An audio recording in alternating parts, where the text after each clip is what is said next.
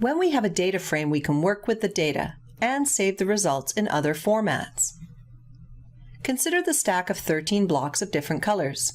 We can see there are 3 unique colors.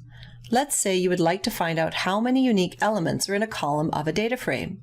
This may be much more difficult because instead of 13 elements, you may have millions. Pandas has the method unique to determine the unique elements in a column of a data frame. Let's say we would like to determine the unique year of the albums in the data set. We enter the name of the data frame, then enter the name of the column released within brackets. Then we apply the method unique. The result is all of the unique elements in the column released. Let's say we would like to create a new database consisting of songs from the 1980s and after. We can look at the column released for songs made after 1979, then select the corresponding rows. We can accomplish this within one line of code in Pandas, but let's break up the steps.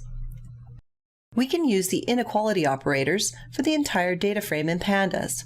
The result is a series of Boolean values.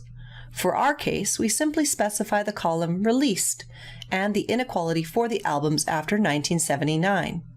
The result is a series of Boolean values. The result is true when the condition is true and false otherwise. We can select the specified columns in one line. We simply use the data frame's names, and in square brackets we place the previously mentioned inequality and assign it to the variable df1.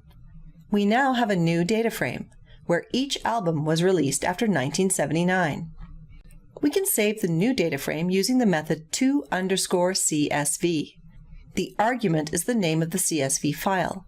Make sure you include a .csv extension. There are other functions to save the data frame in other formats.